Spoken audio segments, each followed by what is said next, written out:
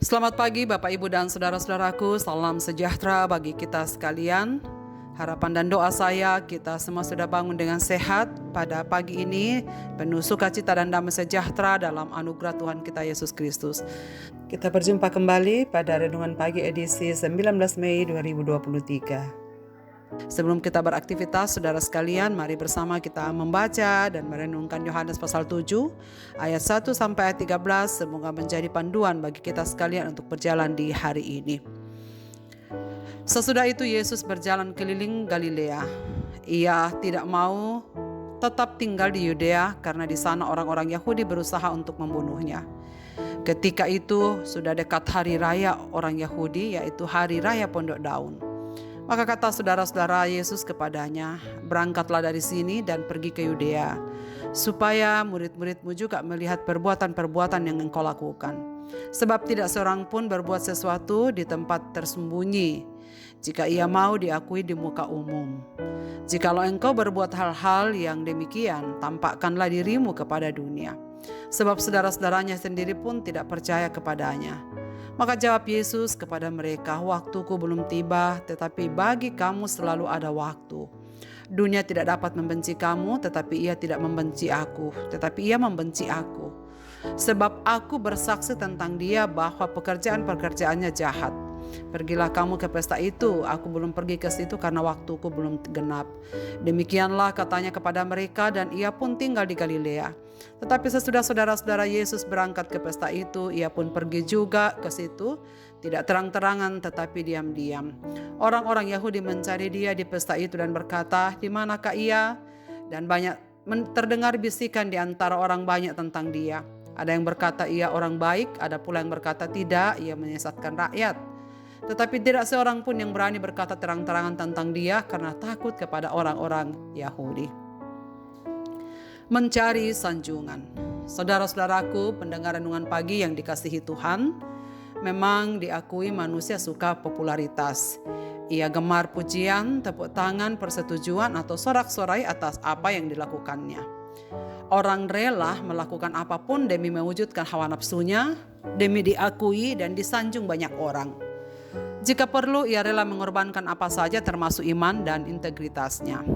Tak heran jika apa yang ditawarkan beberapa saudara-saudara Yesus kepadanya adalah tentang popularitas. Bacaan kita pagi ini mengatakan bahwa mereka ingin mengembalikan popularitas Yesus setelah ditinggalkan banyak muridnya, sebagaimana yang kita renungkan pada renungan hari-hari kemarin. Mereka mengusulkan agar Yesus pergi ke Yerusalem untuk menunjukkan berbagai perbuatan besar lagi, agar semua mengakuinya sama seperti dulu. Di Yerusalem akan ada perayaan Hari Raya Pondok Daun, yaitu hari di mana orang Yahudi memperingati keluarnya bangsa Israel dari Mesir, dan di mana orang Israel dari berbagai daerah akan berkumpul di sana untuk memperingati hari raya ini. Popularitasnya akan kembali apabila ia mengekspos perbuatan-perbuatannya di sana secara terbuka dan di depan banyak orang. Kata mereka, "Tampakkanlah dirimu kepada dunia." Yesus menolak tawaran itu. Ia menjelaskan siapa dirinya, apa misinya, dan bagaimana ia menjalankan misinya sebagai yang kudus dari Allah. Ia akan melakukan konfrontasi terhadap dunia dengan segala kejahatannya. Itu adalah pekerjaan yang sangat tidak populer. Yesus memang pergi ke Yerusalem, namun bukan dengan cara yang diusulkan oleh para saudaranya, tetapi ia pergi secara diam-diam sampai orang-orang pun mencarinya. Ia menjauhi hiruk-pikuk keramaian, tetapi ia hadir dalam perayaan itu. Yesus memilih jalan kesunyian. Ia melakukan hal-hal yang tidak populer. Ia tidak mengikuti suara orang banyak. Ia cenderung membenturkan mereka dengan kebenaran Allah. Ia tidak membiarkan sanjungan dan sorak-sorai orang banyak membelokkan misinya. Sebaliknya, ia memilih jalan yang banyak orang menolak untuk melaluinya.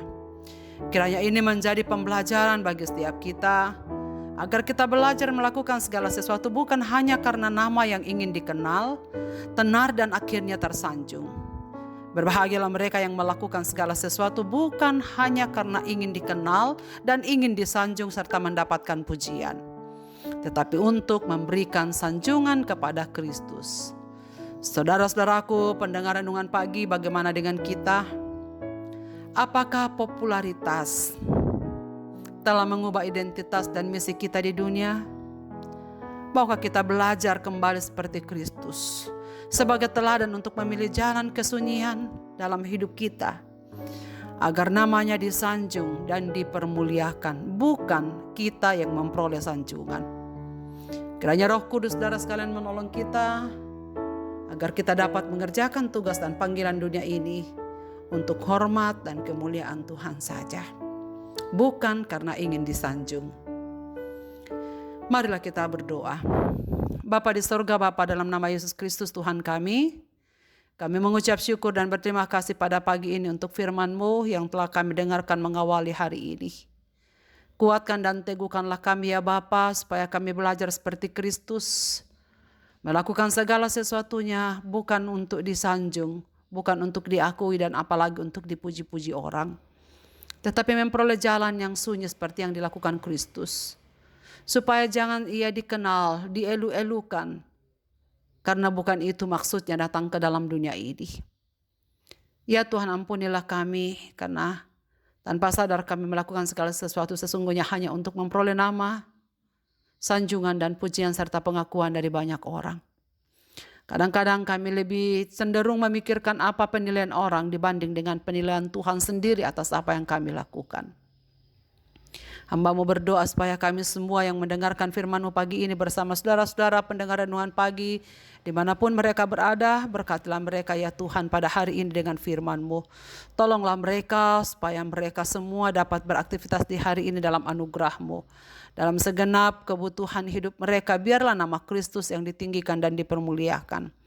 Kami mendoakan saudara-saudara kami yang sedang bergumul dengan sakit penyakit. Bapa di sorga, tolonglah mereka sekalian. Berilah kekuatan kepada mereka untuk menjalani masa-masa sakitnya dan anugerahkan kesembuhan pada mereka tepat pada waktunya. Segala upaya yang mereka tempuh untuk menemukan kesembuhan, Tuhanlah yang akan memberkati. Baik dengan tenaga medis ataupun dengan istirahat yang cukup, makan minuman yang bergizi, biarlah semuanya itu mendatangkan kekuatan yang baru bagi tubuh mereka. Mereka yang sedang berduka karena kehilangan orang-orang yang mereka cintai, ya Tuhan, hiburkanlah mereka dan ingatkan mereka bahwa jalan kematian adalah cara kami berjumpa dengan Juru Selamat, dan hiburkanlah mereka dengan penghiburan roh sorgawi agar mereka selalu memuliakan Tuhan dalam segala perkara kehidupan mereka. Ya Bapa di dalam surga, segenap aktivitas kami hari ini kami taruhkan dalam tangan-Mu. Semua umat-umat-Mu yang sedang terpencar-pencar dalam kegiatan dan aktivitas mereka hari ini, biarkanlah mereka berjalan di dalam damai sejahtera-Mu.